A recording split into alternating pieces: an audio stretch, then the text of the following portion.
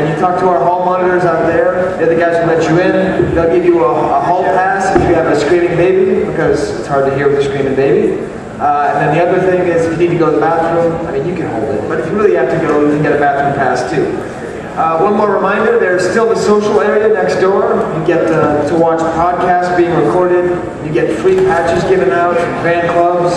There are other panels, book signings, and this scavenger hunt. Now actually, a little girl just came up and asked me, she said, do you have any hints for the scavenger hunt? So I do have a few hints. But one thing I wanted to say was, if you haven't done the scavenger hunt, you really should. It's right next door. Do you know what you win? You win, this is the actual screen not used medal from A New Hope that Chewbacca was going to get, but George Lucas took it out at the very, very end. So you get this medal if you win every single one of those. Now, one second, let me get the clues.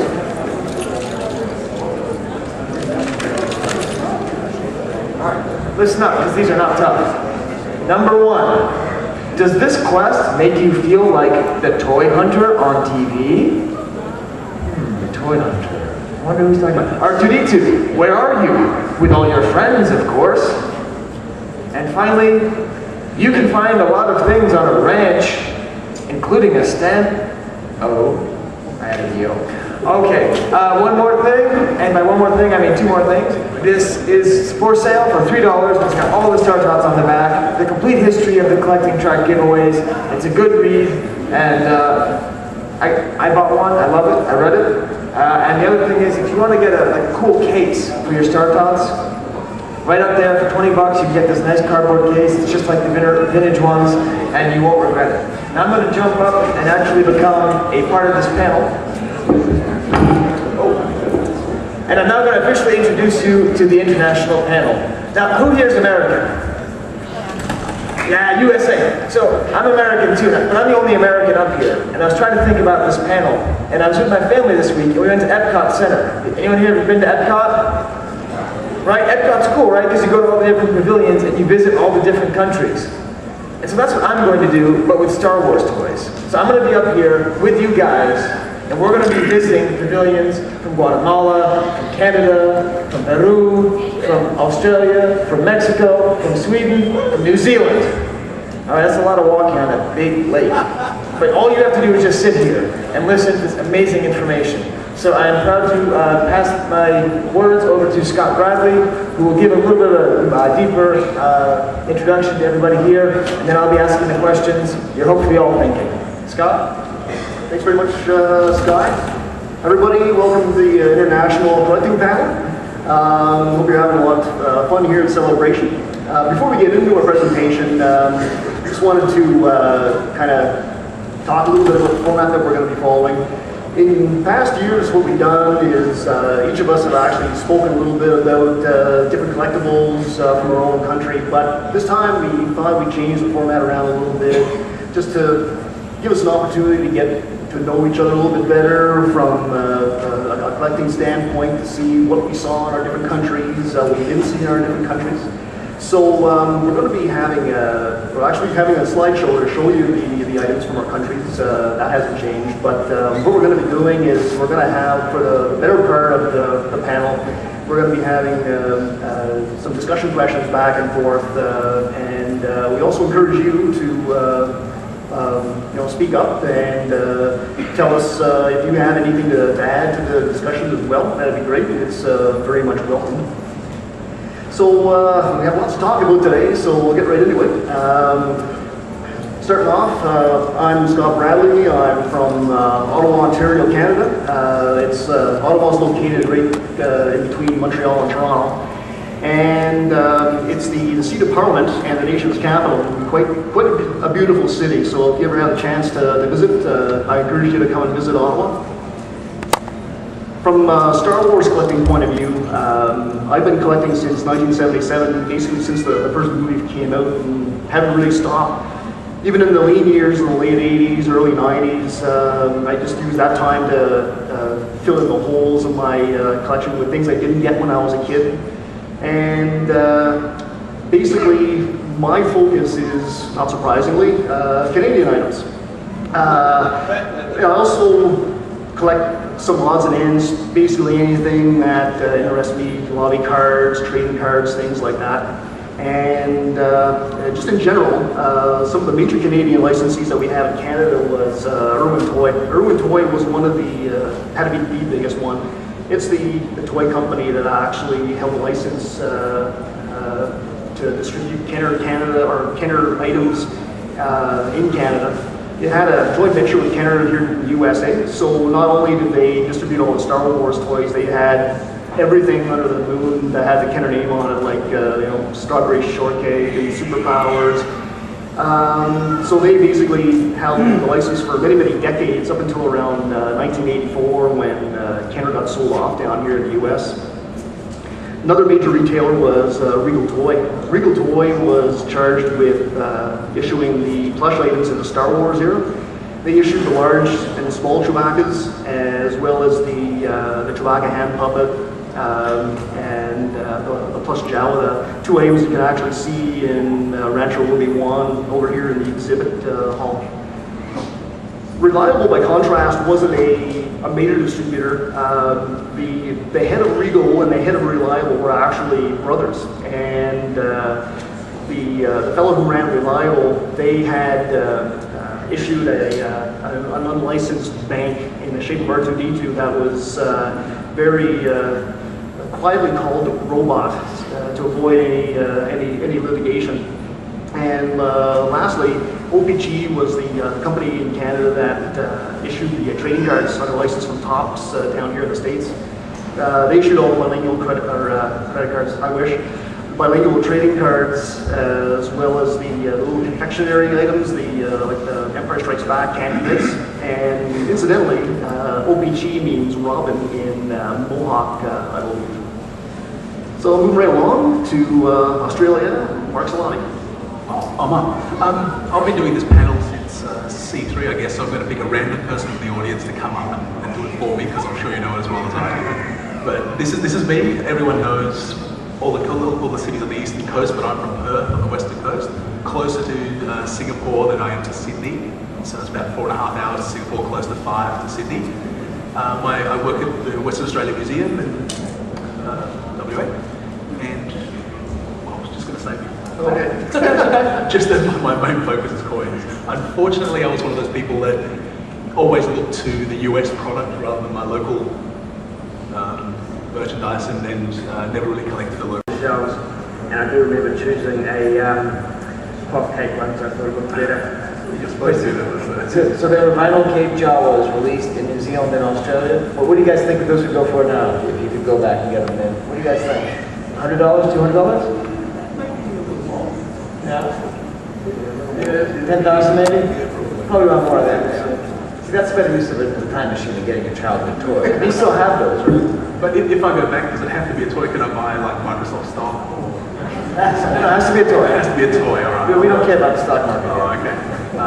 It's quite easy for me. Back in, it would have been middle of '86, I think. Many of you are probably familiar with the Anakin Skywalker figure when Carter and Apparent Force card with a coin. It was pretty much only available in Australia. Actually, I think it was only available in Australia. And it shipped in complete boxes of 24 towards the end of the line. And I was in a store called Big W that had just huge metal bins of them, and they just emptied unpunched. So ones that hadn't been hanging on pegs at all had emptied them into these big bins, and they were 50 cents each or 3 for $1. And they, at one stage, I'm not sure what they're going for these days, but at one stage they were about $10,000. So I'm going to grab just a couple of them. Right. Now, I'm curious, like, how popular were the movies, back in the vintage era? Like in Guatemala, were you able to see Star Wars right when it came out, or did you have to wait a little bit, or what was your experience? Like, I'm interested, like, because we all have a different time of release usually for Star Wars, and we went crazy here. What was it like there? Actually, in Guatemala, the original Star Wars was released January the 1st, 1978, so it was almost 8 months after it was released in the US and the rest of the world, I guess. But they've been very popular ever since. They were a huge hit back then. The special editions even were very, very popular, and we organized with the fan club the premieres, the midnight premieres for all 3 new films. So that has always been like very, very popular, and people like to dress up and costumes, and it's a great experience. It's like mini conventions every time a new Star Wars film premieres. So we have very, very nice memories about that. Yeah, and many of us just, we remember that we went out of the theater, and since there were not much things to get, we were like very anxious to get the first figures in Guatemala, but they were released about May or June 1978. So there was a very lack of retailers back in those days in Guatemala. No huge stores that really imported products, and so it was until a much later time that we were able to get our hands into our collectibles. The first collectible we did get was before the premiere of the movie was a collectible album, the stamps that I think it appeared a couple of weeks ago. It was printed in Costa Rica, but it was distributed in Guatemala about maybe June of '78. So that was like the very first thing we had, with really not that many expectations of the movie, because at that time we couldn't see anything but wait till the movie was released. So, but they were very popular, and cinema lines were very large. Anyone else? Is that pretty much the latest? Any other country had it later than January '78? In Sweden, it was pretty much the same. It was in December or so, and by the time it was like all over the world, it was a huge success. The delay was likely because it's always like that up in Sweden. We always put subtitling on, so there's much more work to do on the movies before they can get released. But we didn't have any toys or stuff back in the day. We used to play with Playmobil and Lego. We didn't have like $1 Billion Man or other $1 Million Man. I think. Yeah. Inflation's bad, but we didn't have that tradition back then, so they failed to sell the toys back in '78. So it wasn't until like later on in the mid-90s when the show aired the television and stuff that it went crazy, and a new company got the license, and then we kept, and there was hysteric in Sweden like until '88.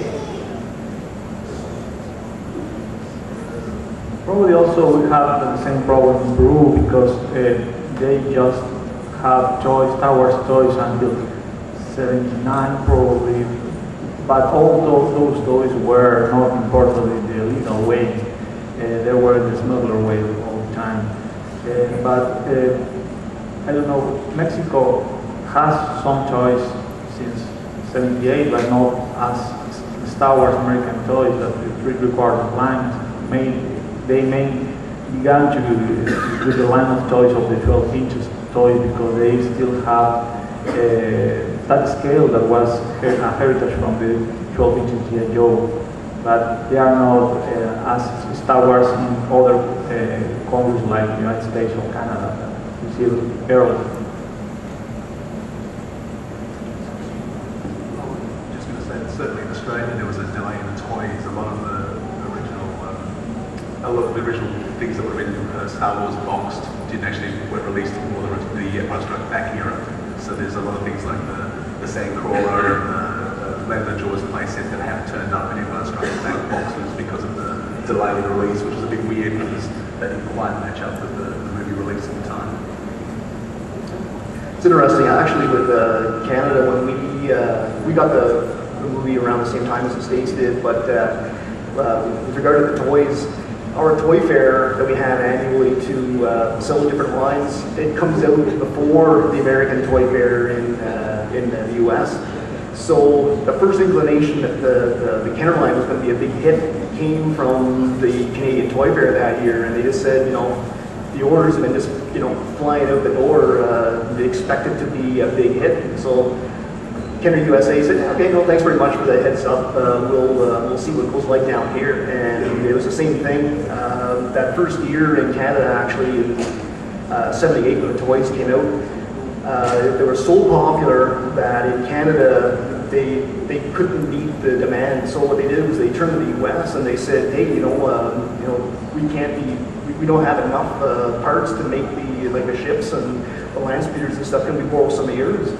And the state said, we'd like to help you out, but the demand is just as high as it is down here. So we turned to Australia, and Toll Toys actually shipped a bunch of parts over to us, and that kind of resulted in kind of a different variation on our land speeders, because what they were doing at the factory in Canada when they were putting them together, they were taking some of the parts that they had from the US and parts that they had from Australia and putting them together. So you'd have like a top from Australia, a bottom from the US, or vice versa. So there was kind of like a Frankenstein land speeder that we had in Canada for a couple of years there. So yeah, it was interesting. It really hit like just like a ton of bricks that first year. Actually, while you were talking, I don't know if you noticed, but the Ken Kenobi card came up. I heard some people talking about that. What's the story, Scott? Why is it called Ken Kenobi in Canada? Yeah. Is that like a French word? I don't think so. I think it was, you don't know, Ben might be the French translation for the name. But no, that was an OBG card that came out. It was never corrected or anything like that. And I to tell you the truth, I never even really noticed it until I got into my teens, and it's kind of a bit of an anomaly in the Canadian card collecting. Are there any other like funny items from your guys' countries you can talk about? Like things you might find odd from anywhere that you've collected? I mean, from where you're from? I can add one short thing. We had like this Jedi soda in Sweden, and the only reason we had that Jedi soda because it was the CEO of a soda company that had children, and they demanded a soda, so he made them the soda. I have interviewed him, so like. The item itself is not like strange, but they were very spoiled kids at that company that got all because of that. I like that today, of course.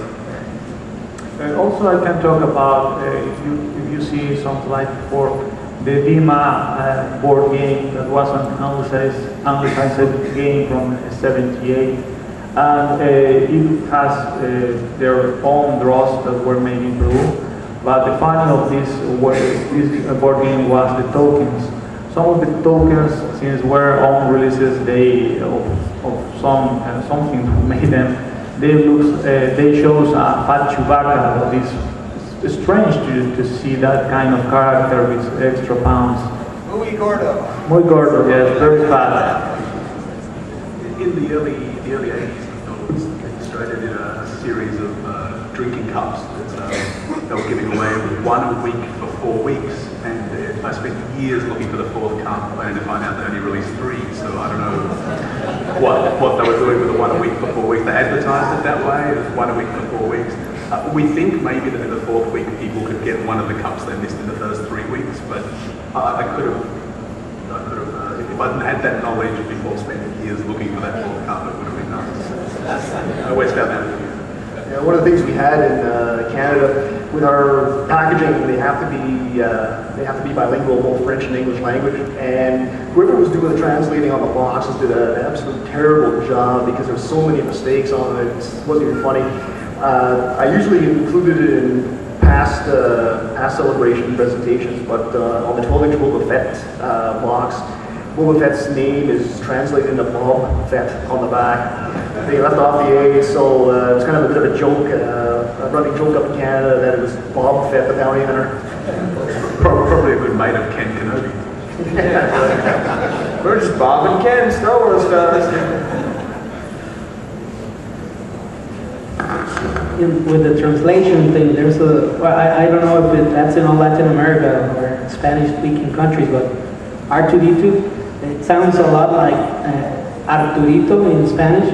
That means little Arthur. Arthur? Oh, Arturito, Arturito. So that many people still call him Little Arthur instead of Arturito. Little Arthur, Bob, and Kenny. This is great. Two different countries, a whole new language and name. That's right.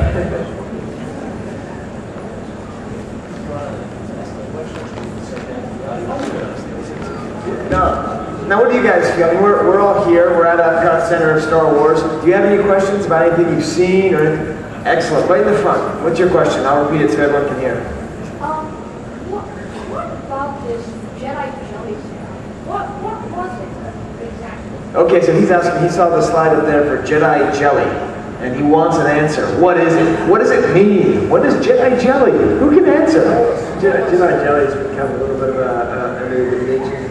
It's icebox ice creams that were released in 1983 in New Zealand. They didn't really have a strong branded name other than being Return of the Jedi Icebox, and they came with Ewok stickers.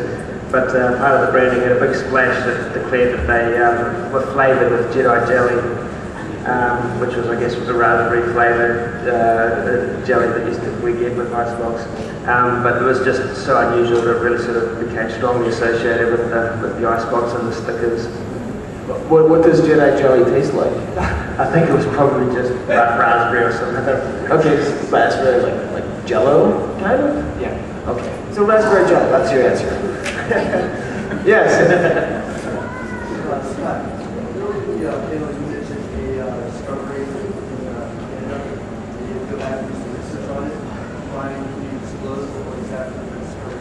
Yeah, sure. So Jason's asking about a discovery that Scott just made in Canada. He's uncovered something amazing, and he wants him to spill the beans. What was it? Well, it wasn't anything spectacular or anything like that. It was I mentioned earlier we got these different multi-packs in Canada, and the majority of them came from places like Sears. We found some from another department store that's not around anymore called Simpsons. But another one that you may have heard of, it's a department store called Evening Seasons, has been, or was a company in Canada since the late 1800s, and it just went out of business in the 90s.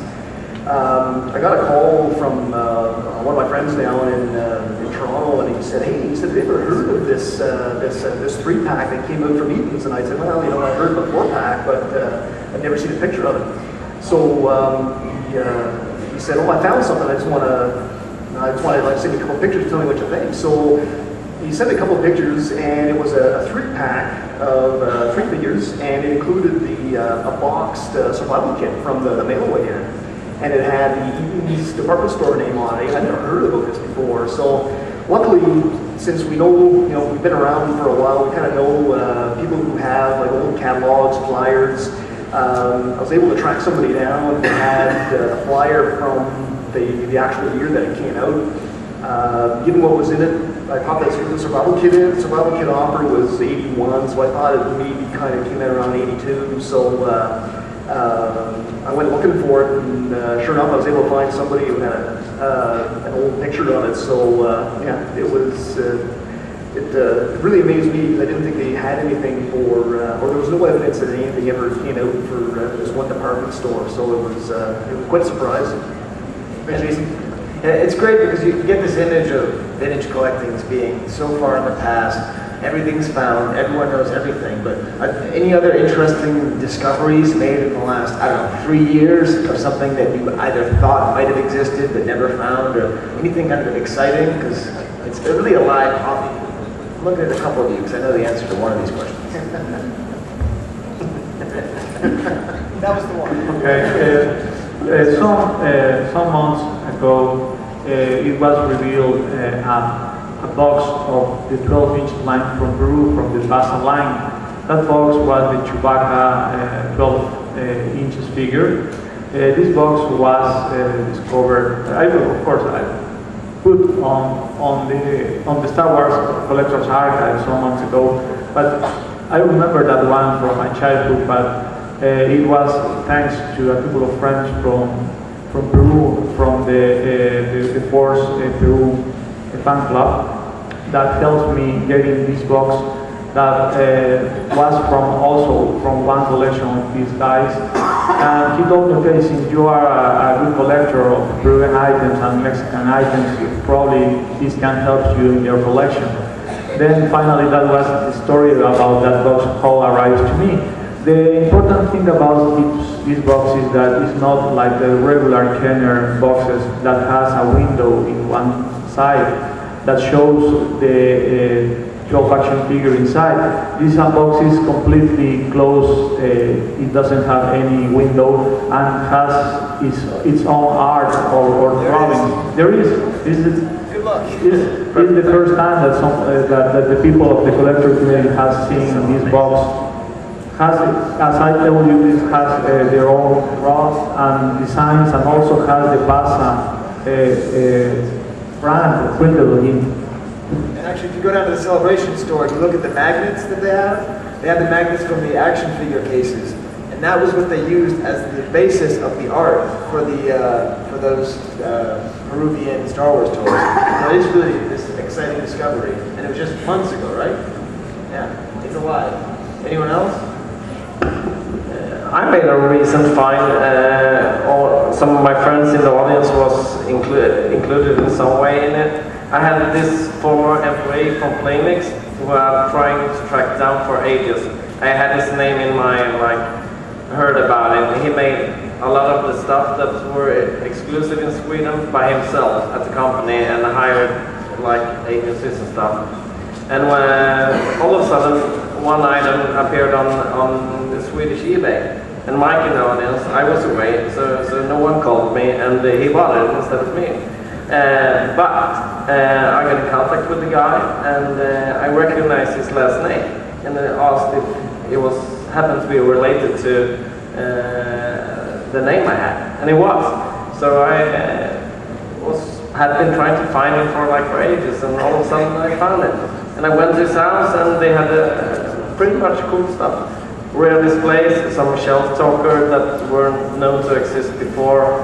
I got one, Johan in the audience got one, and lots of other stuff, and from other toy lines as well. All right, any other questions from the audience? It's a big world. Yes? You just wake up one day and go, I wonder what other countries there are in the world. What got you going on international collecting? Is it just a lack of certain products that make you go abroad, or just say, I wonder what else doing? All right, so the question is, what made them? They just wake up one day and say, I want to see what's out there in the world. What made you go on to international collecting? It's for everybody.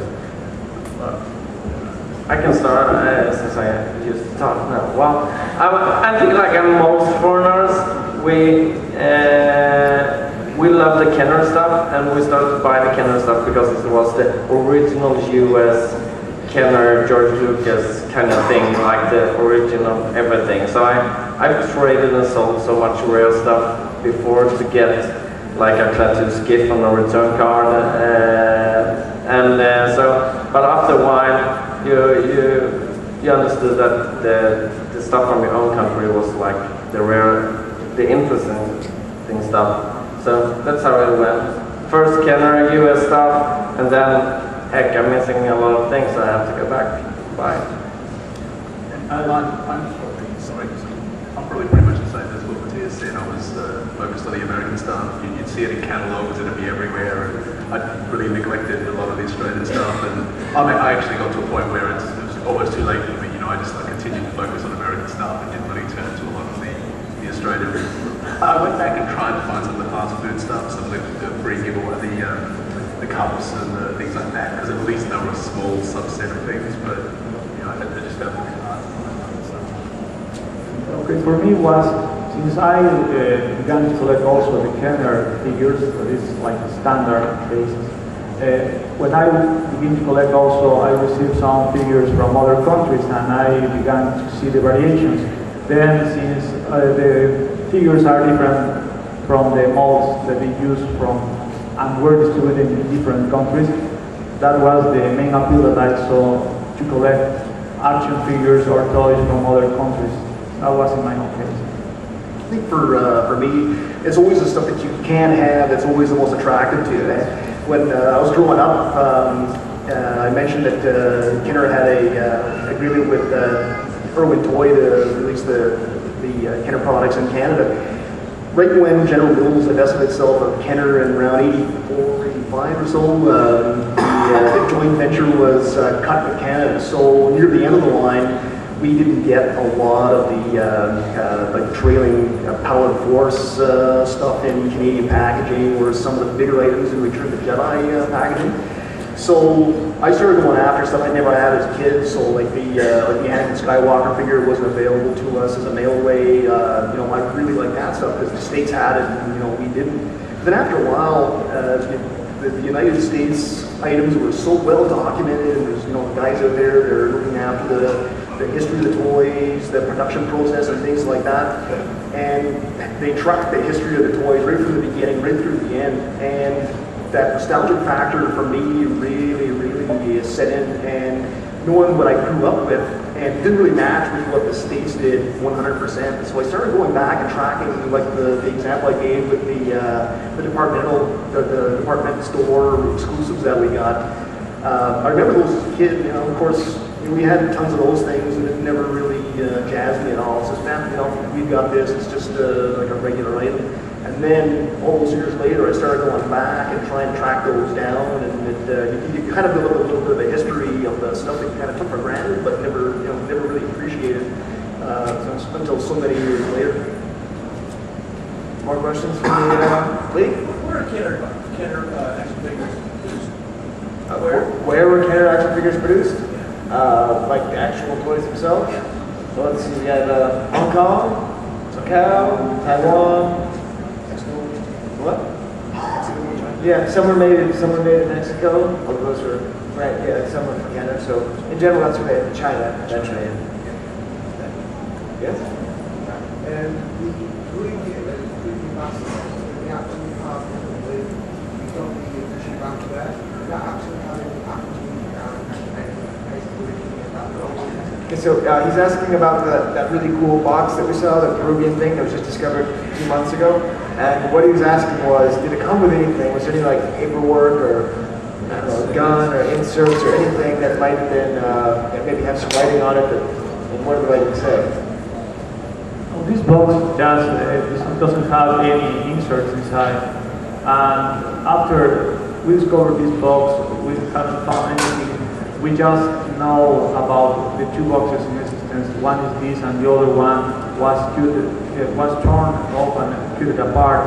And one of my friends has pieces of box, but the problem is that if you try to buy a box using these pieces, it's not possible. They just have this box like a proof that the Darth Vader box also one time existed. So evidence is No, unfortunately no. I had a question, and I'm going to answer for Amy. So one time I was talking to Amy about Japanese collectibles, and he was telling me that the characters with helmets were more popular because at that time in Japanese popular culture, characters who had helmets were usually the heroes. So a lot of the merchandising was more aimed towards Vader, towards stormtroopers, towards Fett. Are there any like characters that may be more popular in your country than other countries? Like for any reason? Like I know, there's the Vietnam speaks some African language, so he's the most popular guy in that country. Is there any kind of interesting stories that maybe might reveal something about the country you're from? Could be too hard of a question. Like, do people in Sweden love, someone in particular? Do they all love Ewoks, or is it just you? We all do. No, I can't speak very well, but like it was so popular in the mid-80s and by the time of return. So I think like my generation, born late 70s, like that was the first movie you saw for the first time at that, and it was so popular, and most toys were from that line. Maybe that's an explanation. I don't know. I know in Canada, it's, I think pretty much like the States too, is the aliens that were the big sellers. I can remember what was not a big seller was the original white Princess Leia. You go into the store to buy them, and it'd be like in one R2D2 had about 40 white Leias all hanging there. So it's kind of disappointing sometimes. Why is that? Did she get lost in the snow? Yeah, you never know. You never know. All right, let's see if someone out there can ask a better question than I just asked. You got a whole wide world here. Actually, I have a question. Has any of us among us, can you recount any interesting experiences that you've had in your collecting days? Like either somebody you met or something that you found that you never expected to find? Was a bit of a surprise? Or did you make any interesting contacts that you can describe? Well, actually, something I really never expected to find in Guatemala was the Collector Fleet Superstar Destroyer. It was just, one store got like 100 of them, and That was back in 1997, I think. And actually, thanks to that piece, I was able to meet Steve Sansweet because, well, I remember in that time, I think I used Yahoo Auctions, not eBay. And I put one on Yahoo Auctions. A guy won it, and he said, okay, please pay for it, but please ship it to this address to Steve Sansweet. And I was like, is this the Steve Sansweet? Sure, he's the one. Okay, so what I got was some displays from episode 1, I think. Yeah, some displays from episode 1, and I shipped the Superstar Destroyer to Steve. So I'm glad to say that part of Steve's collection is complete thanks to me. And I actually later I went to Rancho Obi-Wan and see his whole collection. So I could say that thanks to that I'm friends with Steve. So.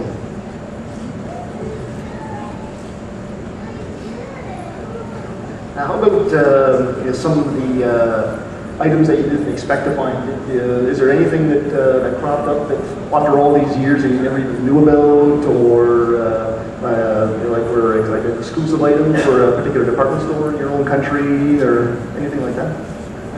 I have an anecdote about this.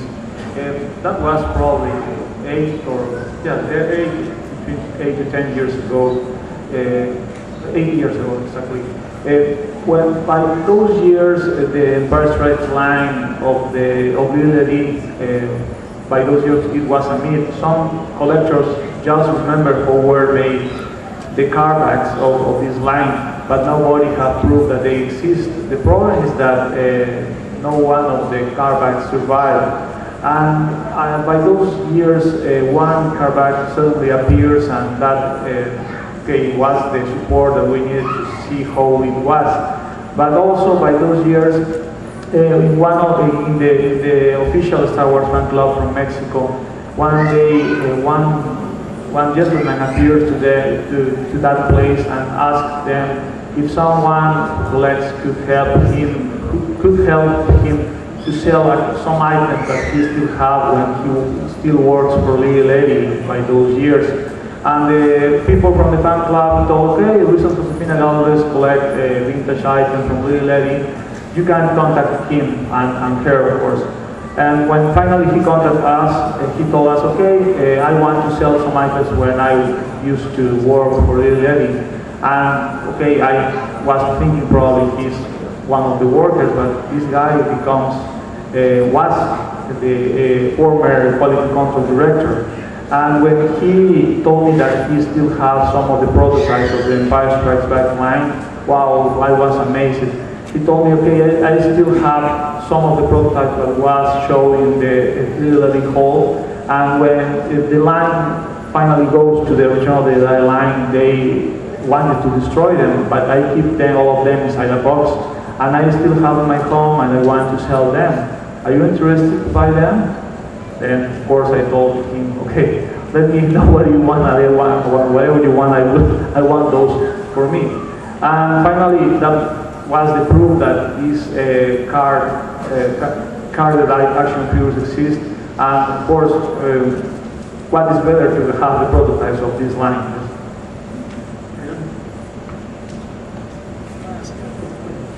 One thing I always find fascinating is what families think of collecting. I'm travelling with a buddy at the moment actually, and when I first showed him my collection, I thought he'd be quite impressed, and he was more focused on my lovely curtains and the 100% lockout light curtains that I had, and that just really surprised me. And for the most part, my family are pretty supportive. I think my mother gets it more than my father does, but a lot of people look at me strangely. I think everyone at work is pretty cool, but what's your experiences with that? Is family cool with everything, or? Yeah, I certainly hear a lot of stories amongst friends of having to hide their annual spend or their weekly spend, as the case may be. But I'm quite fortunate to have married a collector, so our house is quite saturated. Right. And my family actually, they've been actually very, very supportive over the years. We have a couple of funny stories in our family. My sister has this uncanny knack of finding really, really difficult stuff that, you know, we didn't know that at the time, but turned out to be pretty rare. In our family, when we were in primary school and we used to finish the year and graduate to the next year, our family used to take us out for like a hamburger or give us a treat or something like that. Anyway, one year in '78, my sister, who's about 10 years older than me, she said, you did well in school this year, I'll buy you a Star Wars figure, what one would you like? So we went in and I pulled out the Jawa and it had this cheap looking vinyl cape on it, you know, and all these years later, seeing how it skyrocketed in price, my sister's always at me saying, you know, I bought you that, I want that back. Or she'll refer to the price of something in vinyl cape Jawas, like I want to go on a cruise, it's going to cost me 5 vinyl cape Jawas or something like that. So yeah, it's over the years, it's they've all been very, very supportive of me, and it's even kind of translated into generations now. Like my nieces and nephews, they're always on the lookout for me, things like that. So it's a good family experience, that's for sure. Unless you guys want to have like time for about 1 or 2 more questions. Yes, over there. I noticed a lot of the die-cast you guys have been showing is reflector on those. So the die-cast micros, so like doing recycling. Okay, so he's asking about some slides that we saw that looked like they were little die-cast toys. The micros. Like micro. Which one of you is responsible? I'm not sure. Which one? Well, the micro line wasn't in Sweden, so it wasn't for me. It was released in Australia, but in limits, only certain sets were released. Maybe that's the way to be. My question was, I collect those, but I've never found any Return of the Jedi. All I've found are Empire and the New Hope. Have you seen any Return of the Jedi micros? Any of them? What item specifically are you talking about? There were little metal ones that were die-cast and they came with a set. The micro collection. And they had like on with a little graphical metal model. So he's asking about the presence of the micro collection. It didn't make it outside of America at any point, but it ended after Empire Strikes Back because not enough people bought it. So there are some actual prototypes that came out for the Return of the Jedi. They're very, very hard to find, very, very expensive, but I don't even think they tried to sell them overseas because they get it lost. Oh, so you're the one who's responsible. Okay. It might be it did get a limited Australia release, some of the sets, but yeah, the micro line in general didn't go beyond the Empire stage. I think, yeah, there were prototypes of Jedi stuff, but if it was me showing that some of the sets didn't come out, and I think it had to do with different, the catalog pages, yeah. There's different choking hazards, I think different standards in Australia where for some reason some sets, and I'm thinking of there's the 2 Death Star sets, the trash compactor wasn't released out under, yes, it might be that. It's something that for some reason was okay here but not there, so they never brought it in. In Australia there are a lot of large play sets that didn't get released, like the actual main line, the Rebel Transport and the Death Star play set, because they're just too big by the time the companies paid the shipping cost getting them out there. The price of them were astronomical, so they didn't. So I waited until I got a job 20 years later and bought them from America and paid the $100 shipping actually getting it over. We got those in Canada too, actually, in bilingual packaging. So we got the whole set, and as a matter of fact, I think some of the Bacta Chamber, the Japanese Dungeon figures that came out later on, some of those were actually molded up in Canada, but again, never were released. Some of the companies up in Canada had molded them, so some of the young painted ones that you see floating around, some of them were molded up in Canada. Let's take our last question right here. Yeah, I'd be curious to know what's your favorite item that was not available in your home countries? Oh, that's a great question. What is your favorite item that was not available in your home countries? That's diabolical. Okay, my favorite item is the Boba Fett action figure that was made in Canada at 120 baht. I love that cartoon figure. It's my favorite character. For me, I think it might have been the Sonic Control land speeder that was in JCPenney down here. We never got that at home, obviously, so I always thought that was really cool. I'd seen it as a kid, but never picked it up. So I kicked myself for years for not getting that. That was really neat. That's a really difficult question, but off the top of my head, I think probably the Martin Death Star playset never really made it down because it was too big, but it's always something I would see in catalogs and think that'd be terrific to have. It looked like it had great playability, and I guess I always wanted that. Good answer. I think I was going for the Sonic Lang Speeder as well, but I think the Sandcrawler one, like the remote, I was always into remote control vehicles, so the Sandcrawler. Yeah, my list would actually be pretty huge. I agree with Mark. The tall Death Star that we didn't get in the Southern Hemisphere would have been great. But I lived away from the big cities, as I said earlier, and the only ship or playset that I ever saw on the shelves was an Imperial attack base. So I craved almost any of the other ones that I'd seen advertised in magazines and comics. Well, for me, it's a Death Star, but not the tall one, but the one that was released in England, the kind of like a sphere kind of thing. That would be like, for me, the best piece I would love to have. Us two, we never got in America either. I think that's a pretty fitting way to end it. Thank you so much. Let's give a big round of applause for everyone.